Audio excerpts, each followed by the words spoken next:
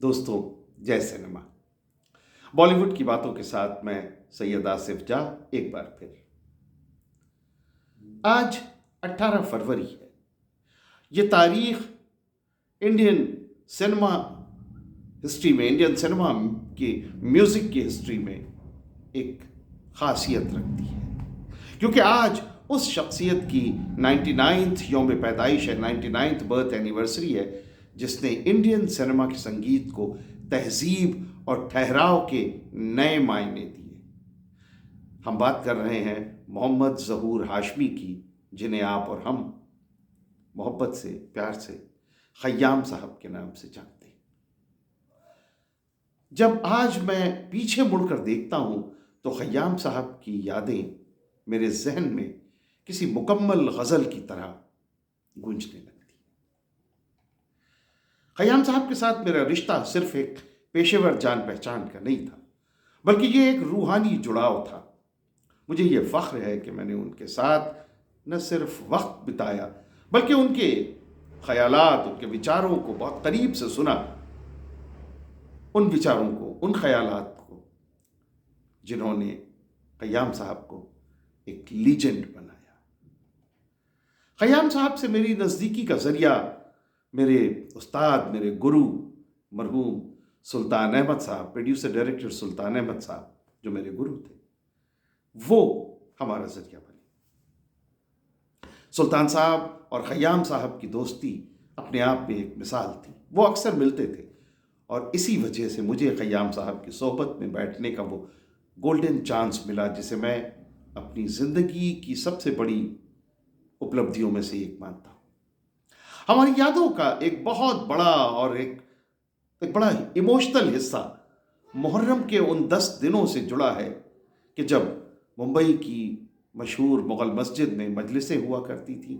खय्याम साहब सुल्तान साहब के घर आ जाते और फिर हम सब सुल्तान साहब की कार में एक साथ मजलिस के लिए निकलते। जे हॉस्पिटल के गेट के सामने एक सबील लगती थी, जहां हमारे लिए फ्रंट रो की कुछ कुर्सियां हमेशा रिजर्व रहती थी। उन 10 दिनों में रोजाना 5 से 6 घंटे मुझे उनके साथ बैठने, उनकी बातें सुनने, उनकी शख्सियत को समझने का मौका मिलता था। खय्याम साहब इमाम हुसैन अलैहिस्सलाम और अहले बैत अलैहिस्सलाम से बेपनाह मोहब्बत, बेपनाह अकीदत रखते थे। वो उनके सच्चे चाहने वाले, सच्चे मानने वाले थे। उनकी आंखों में वो नूरानी, रूहानी नूर दिखता था, जो सिर्फ एक नेक दिल इंसान के दिल में हो सकता है, एक नेक दिल इंसान की आंखों में हो सकता है। खय्याम साहब अपने उसूलों के लिए बड़ी से बड़ी कुर्बानी देने से कभी पीछे नहीं हटते थे। एक बार का एक वाकया उन्होंने बताया कि एक बहुत मशहूर और बहुत सफल गीतकार, लिरिक्स राइटर इंडस्ट्री के, खय्याम साहब ने कभी नाम नहीं बताया, तो उन्होंने कहा कि उन लिरिक्स राइटर ने आपसी बातचीत में, खय्याम साहब के साथ बातचीत में, इमाम हुसैन अलैहिस्सलाम की बहन बीबी ज़ैनब का नाम सिर्फ ज़ैनब कह के ले लिया। ये बात खय्याम साहब को इस कदर नागवार गुजरी कि उन्होंने उसके बाद पूरी जिंदगी उस गीतकार के साथ कभी काम नहीं किया। खय्याम साहब के बारे में एक और बात जो मैं दावे से कह सकता हूं, वो ये है कि उनका मजहब इंसानियत था। वो एक बेहद स्पिरिचुअल इंसान थे। जब सुल्तान साहब का इंतकाल हुआ तो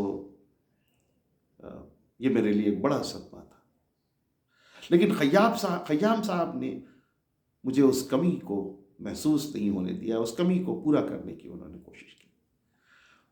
उन्होंने हमेशा मेरा गाइडेंस वैसे ही किया जैसे सुल्तान साहब किया करते थे। उन्होंने मेरे दिल में वो जगह बना ली जो एक फादर फिगर या एक गुरु की हो सकती। फिर जब मैंने अपनी पहली फीचर फिल्म कुछ लोग की शुरुआत की, तो मैंने उसका म्यूजिक देने के लिए खय्याम साहब से गुजारिश की, और खय्याम साहब भी बड़े सादगी से और बड़े चाव से उन्होंने इसको कबूल किया और उन्होंने कहा कि हाँ, ज़रूर हम काम करेंगे साथ में।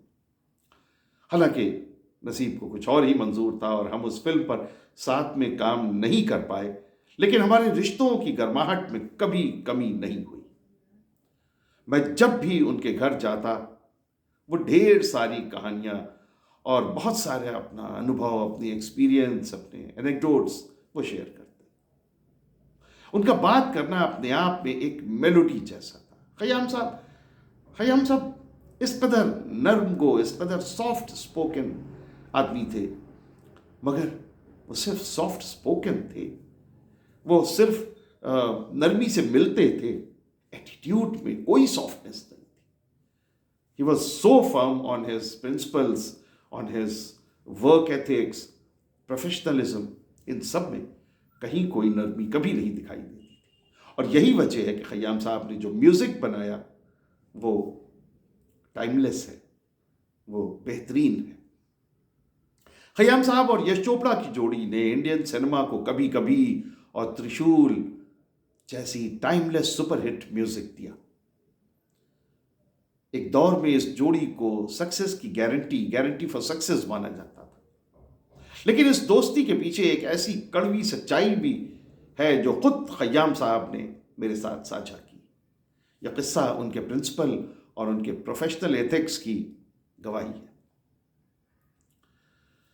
बहुत कम लोग जानते हैं कि सुपरहिट फिल्म नूरी असल में खयाम साहब का ड्रीम प्रोजेक्ट था।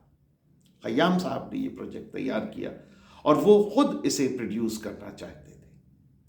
फिर धीरे धीरे उन्होंने सब कुछ तैयार कर लिया, कास्टिंग हो गई, क्रू एंड कास्ट तैयार हो गई, स्क्रिप्ट कंप्लीट हो गई, सारा कुछ हो गया, यहाँ तक कि फाइनेंस भी अरेंज हो गया। और फिर पूरी टीम कश्मीर आउटडोर के लिए जाने के लिए तैयार थी और कश्मीर में इसकी पूरी शूटिंग होनी थी। लेकिन रवानगी के ठीक 1-2 दिन पहले उनके जो फाइनेंसर थे, उन्होंने पता नहीं क्या हुआ, उन्होंने खयाम साहब से कहा कि आप टीम लेकर कश्मीर जाइए, मैं कुछ दिनों में पैसे भेज दूंगा। खयाम साहब एक मैन ऑफ वर्ड्स थे।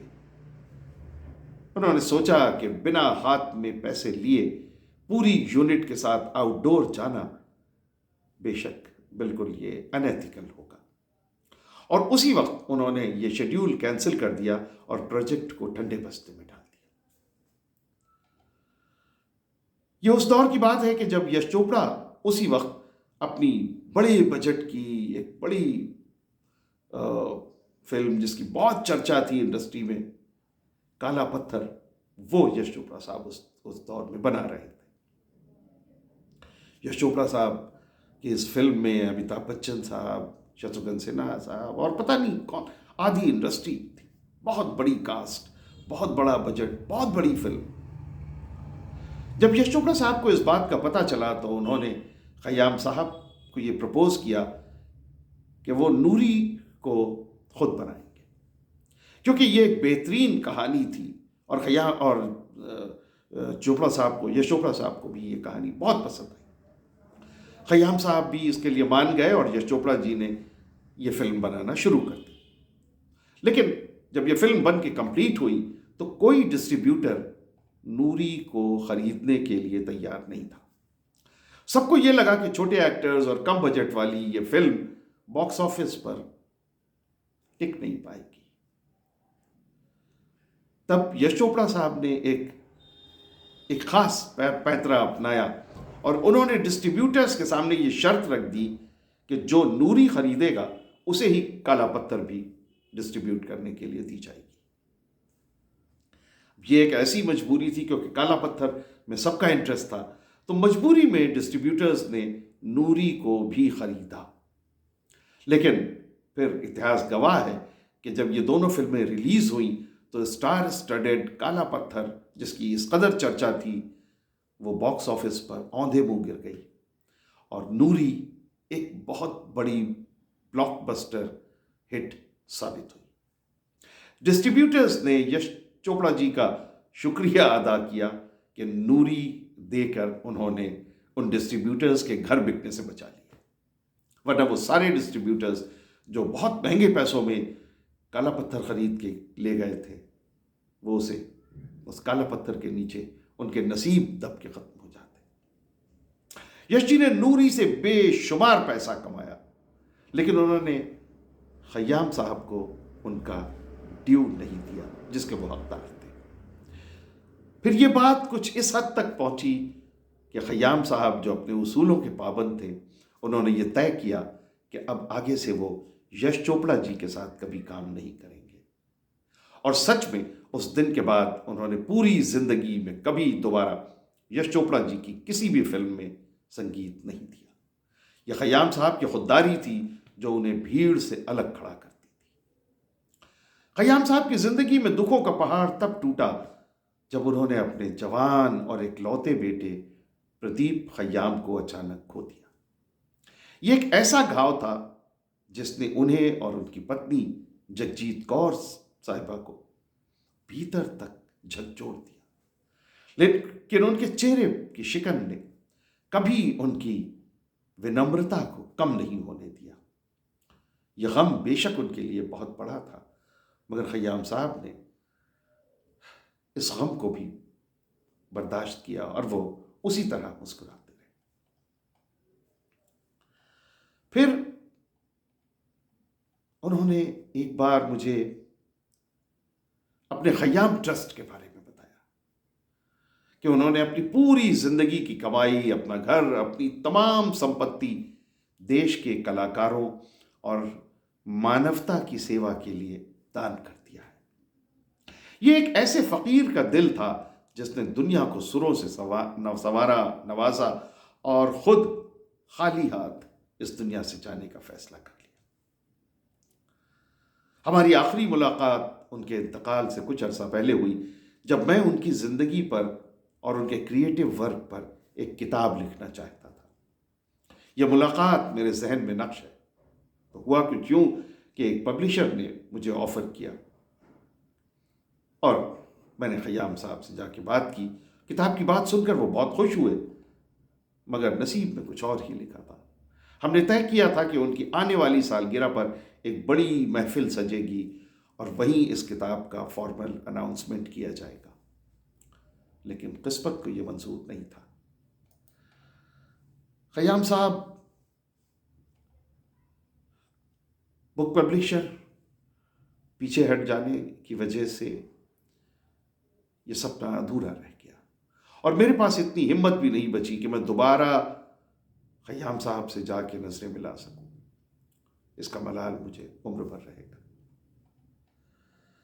खयाम साहब का संगीत सिर्फ कान के लिए नहीं बल्कि रूह के लिए था। उन्होंने पांव पड़ू तोरे श्याम से लेकर दिखाई दिए यूं के बेखुद किया, इन तमाम, या उमराव जान, या कभी कभी, या नूरी, जो रज़िया सुल्तान, जो रूहानियत खयाम साहब के म्यूजिक में मिलती है वो अपने आप में बेमिसाल है। उन्होंने साबित किया कि संगीत में शोर की नहीं, एहसास की जरूरत होती है। आज जब खयाम साहब हमारे बीच नहीं है तो उनकी कमी एक ऐसे सन्नाटे की तरह है जिसे कोई धुन नहीं भर सकती। संगीत आपका पहला प्यार था और आपने हमें वो मेलोडीज दी जो आने वाली कई पीढ़ियों तक गुनगुनाई जाएंगी। आपने खुशनुमा सुरों की एक ऐसी दुनिया का सपना देखा जो प्यार, ह्यूमन वैल्यूज और हाई एथिक्स पर बेस्ड। अल्लाह आपकी रूह को जन्नतुल फिरदौस में जगह अता फरमाए और आपको, आपके आदर्श और आपकी विरासत हमेशा जिंदा रहेगी। हमारी फिल्म इंडस्ट्री में आपकी कमी हमेशा खलेगी और इंडस्ट्री आपको हर पल याद रखेगी। अलविदा खयाम साहब। Thank you very much for watching it. Thank you.